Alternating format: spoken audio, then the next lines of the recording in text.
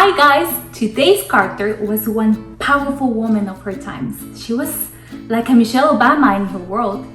Michelle Obama once said, "There are still many causes worth sacrificing for, so much history yet to be made." And let me share with you another fantastic quote from today's character. In preparation for my audience with the king, do this: gather all the Jews in Judea and fast and pray for me. Intercede for me for 3 days and nights. Abstain from all food and drink. My maids and I will join you in this time, and after the 3 days, I will go into the king and plead my people's case, even though if it means breaking the law. And if I die, then I die.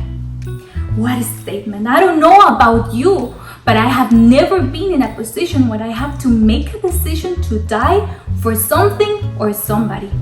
And maybe we think that to be willing to die for something or somebody can only come from a bold, reckless, daredevil type of person. However, when a person is willing to give everything for a cause, it is because that person has found a truth, a cause, a passion, a purpose that moves every piece of himself. Have you found your true passion in life? Have you already recognized your purpose in life? Something that can make you feel this type of strong emotions? Well, today's character will show us how can we find our true passion in life. Esther lived in the most important country of her times, Persia and Media. She lost her parents when she was still a child, and so her cousin took care of her. He was a single man, so she wasn't able to experience the positive influence of a mother. The king of Persia and Media was Xerxes. In order to describe him, we have to take a look to his first marriage and how that ended. He was celebrating this huge party, and the party lasted 180 days. For sure, he and his guests of honor were drunk. Well, drunk people aren't the wiser people, right? So the king commanded his servants to bring Queen Vashti, his first wife, wearing her royal crown. Through his command, he wanted to show off his hot wife.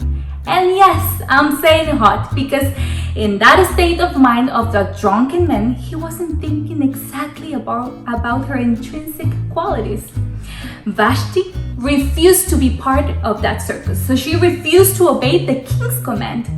The Bible tells us that he became very angry. He was humiliated. For Xerxes, apparently authority was everything. Disobedience, non-compliance wasn't allowed, and so he sent letters to every household in his kingdom, saying that the men must be the rulers of their house, and no woman should step up against their authority. It was very clear no one can disobey the king, nor even the queen. Just a year later, in order for his massive army to march from Turkey into Greece, Xerxes ordered that bridges be built across the Black Sea and the Mediterranean. The bridges, however, were destroyed in a storm before the troops were able to use them, and so Xerxes was furious again. He ordered to chop the heads of all the engineers that participated in the construction of the bridges. He was also mad with the waters that caused the bridges to fall, so he sent his soldiers and ordered that they lash the waters 300 times for causing damage to his ideals. Yep, this was the king. 4 years later, he felt the need of a wife again, and this is the part where Esther's story becomes also the story of the king. The king requested that the most beautiful woman of his kingdom would come to what was considered a beauty contest.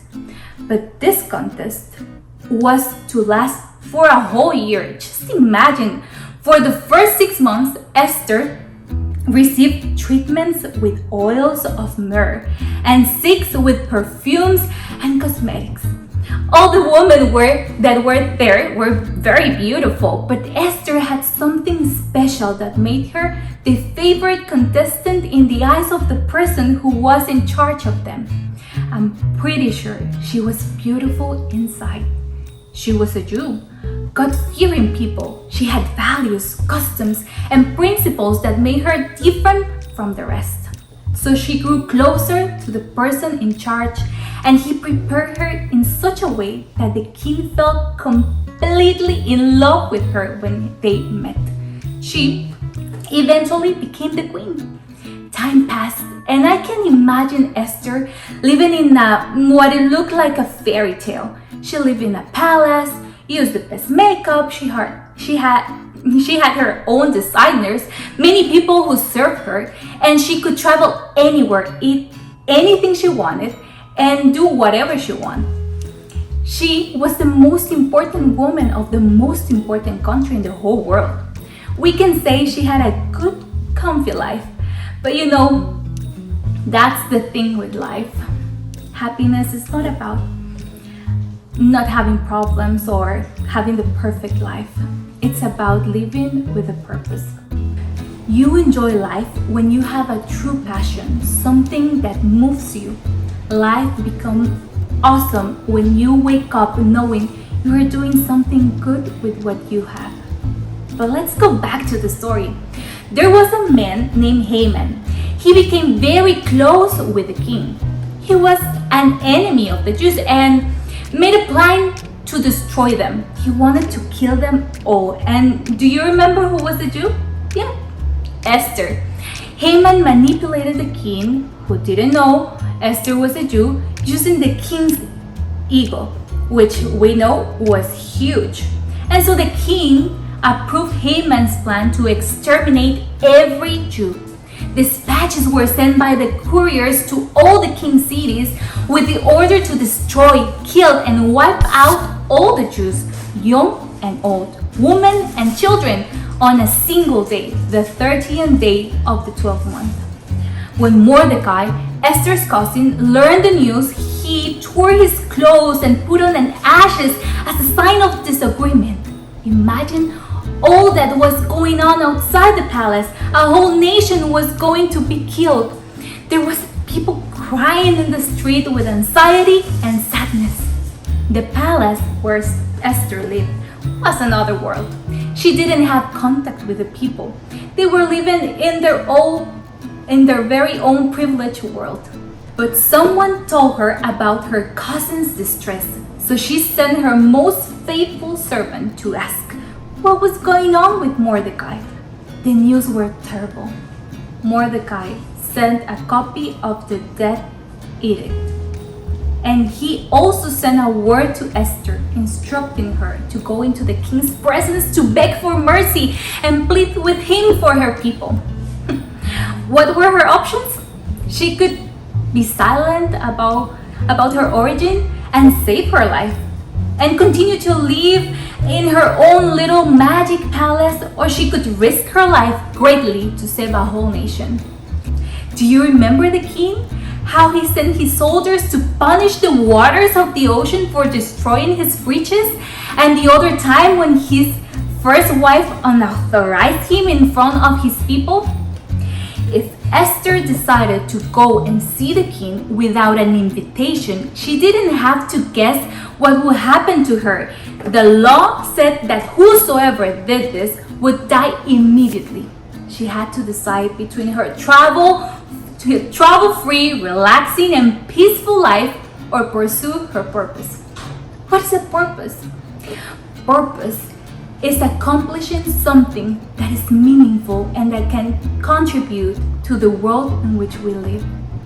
And that is exactly what she did. She said, in preparation for my audience with the king, do this, gather all the people, the Jews in Shusha, and fast and pray for me, intercede for me for 3 days and nights, abstain from all foods and drink. My mates and I will join you in this time, and after the 3 days, I will go into the king and plead my people's case, even though if it means breaking the law, and if I die, then I die. Every step of her life brought her to this place, to this moment. You might think that because you don't come from a perfect home, maybe your parents are divorced or you're you have experienced some type of abuse in your home.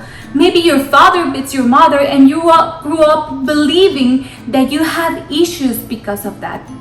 That your life now has limits because of a broken home.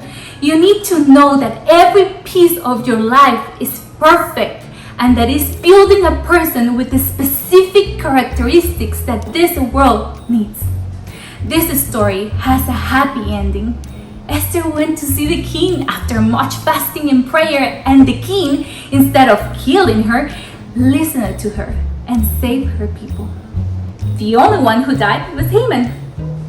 Every one of us was made with a purpose. And the first step to discover what is your purpose is to connect with God through friendship and discover what makes you unique. You were created with a specific characteristics for a reason, and that reason is to leave a footprint in your family, in your friends, and in your community. So today, I want you to do something special. Make a list of the things that make you different from others, good and bad things. Take time to do it. And after you finish your list, think about one activity that you can make with those characteristics that can make a difference where you are. If you're good at listening, be intentional in looking for people who need to be heard. If you are a leader, be intentional and create a group of people that can leave a good mark in your community. If you're funny, look for people who need to be cheered up. Esther had a pretty good life in palace and left her own little perfect world to pursue the greatest good, her real purpose. If you think your purpose is about being comfortable and have a perfect Instagram life, we have to check again the Bible. Our purpose is not where we feel comfortable and at peace, but where electricity goes through every part of us. Is the assurance that what we are doing and the way we are living our lives, it's accomplishing a greater purpose.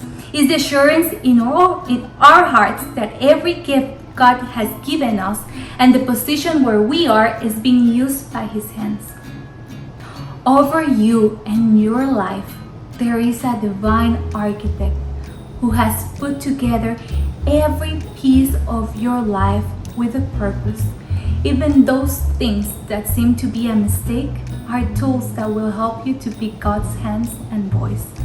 How much are you willing to sacrifice in order to be used by God?